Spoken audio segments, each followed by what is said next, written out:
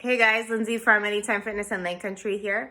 We're just going to do a little bit of a nutritional chat with you today.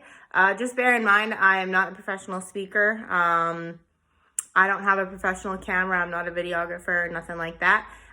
So just bear with me. A couple of things we're going to talk about today. One of them is the importance of reading labels, why it's important to understand reading a label. Another one is going to be macronutrients, what they are, why they're important to your diet. Another one is apps. So I'm going to explain to you what a good app is to use to track your nutrition. Another topic we're going to talk about is the keto diet. And last but not least, why diets fail. So let us begin. So let's talk about reading labels. So for example, something like this coconut cashew butter granola, this is very calorically dense, which means that per serving there are an enormous amount of calories in here.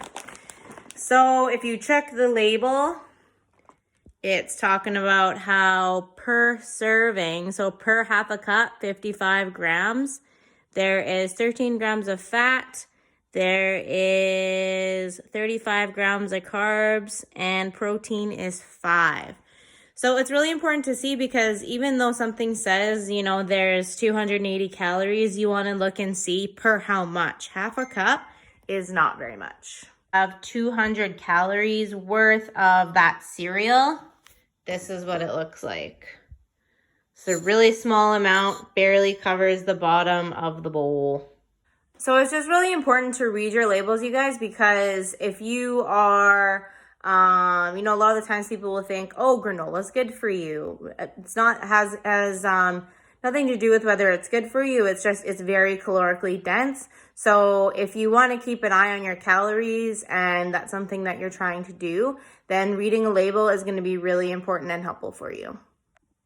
So next on the list is just talking about macronutrients. So what is a macronutrient? So there are 3 macronutrients: fats, carbs, and proteins. So for those of you out there who, you still maybe think that carbs are bad for you, it's not that carbs are bad for you. It's just that for a long time they've been demonized, right? For a while, fat was demonized. We believed that everything should be fat-free or, low fat. So reading a label is really going to help you understand what macronutrients are going into your foods. So something like a lean chicken breast, that's going to be mostly protein. Something like peanut butter is going to be mostly fat. Something like a piece of bread is going to be mostly carbs. So just understanding what macronutrient is what is going to help you start to understand where your nutrition is coming from. So once again, let's say I'm looking at 200 calories. 200 calories worth of peanut butter looks like this. So there's 200 calories worth of peanut butter. I bet you guys, most of you, I know I do, probably put that on a piece of toast. So you probably don't even realize, just alone on my toast, I'm eating 200 calories worth of peanut butter. Again, not bad. It's just something to keep in mind. So let's use a couple of other food items as examples. So if I wanted to have 200 calories worth of snap peas, that would look like this. So that's 200 calories worth, okay? Snap peas are a carb. And then let's say I wanted to have 200 calories worth of lunch meat. So like a lean lunch meat, I'm looking for my for my protein. This is 8 slices. So 8 slices of lunch meat. I mean, that's going to fill you up and that's going to create some volume in your diet, right? So if you're looking for, volume, you want to say you enjoy eating, which I'm sure most of us do, then you want to be looking for things that are going to they're not so calorically dense, right? So like 2 tablespoons of peanut butter, you're not going to be satisfied for very long kind of thing. That huge thing of snap peas, that's going to take me a while to eat. I'm going to enjoy it. So yeah, just understanding where your foods are coming from and why you're selecting them. And now I'm going to discuss with you guys how to use the app. Okay, so next I'm going to show you guys how to use my FitnessPal. So this is my FitnessPal. Once you download it, it's going to ask you all kinds of questions. It's going to ask you, your height, your weight, what your fitness goals are, and then it's going to kind of prompt you from there. So let's say my goals are 1880 for the day. Those are my calories, okay?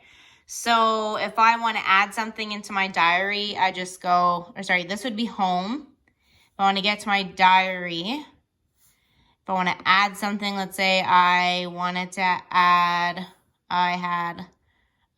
let's say I did have a Tim Hortons coffee, okay?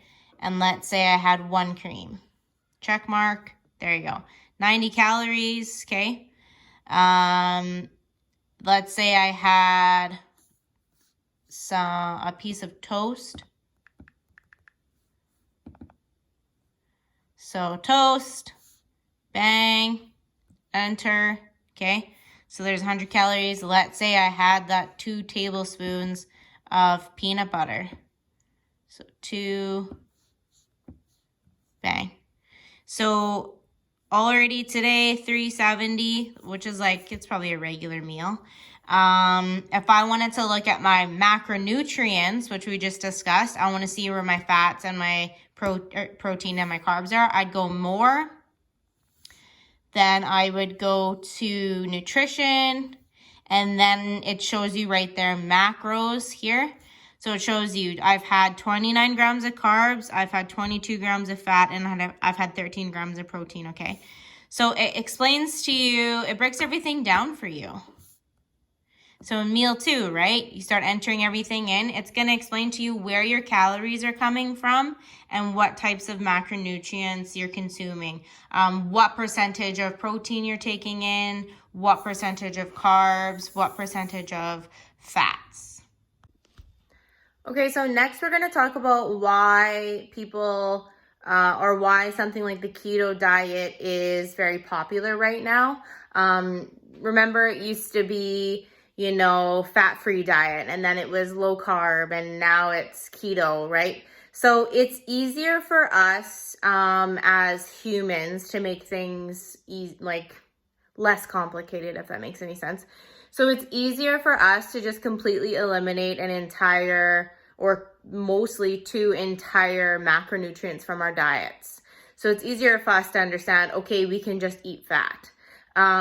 What that is actually doing is naturally you're just eating less calories, because think about it. Now you're not eating carbs. Now you're eating minimal protein. And so on average, and as a result of that, you're going to be eating less calories. So the reason why, the diets like keto are successful is, once again, it's easier for us as humans to just understand that we can only consume a certain macronutrient. It's easier for us to follow.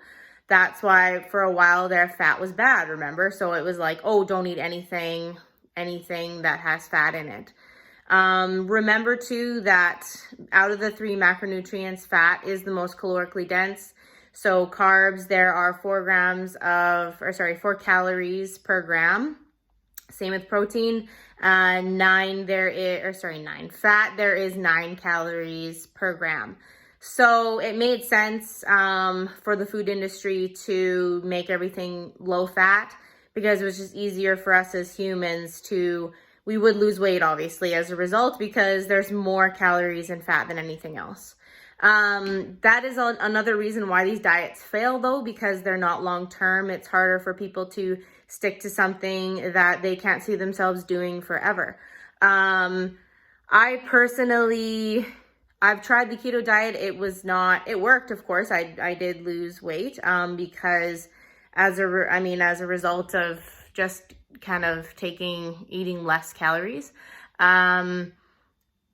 I don't like to tell people how to live their lives. At the end of the day, if you track your calories and you maintain consistent with tracking your calories and eating roughly the same amount of calories on a regular basis, and then slowly reduce your calories, you will lose weight, whether you reduce your fats, carbs, or proteins. That's kind of my 2 cents there. I hope that makes sense to you guys.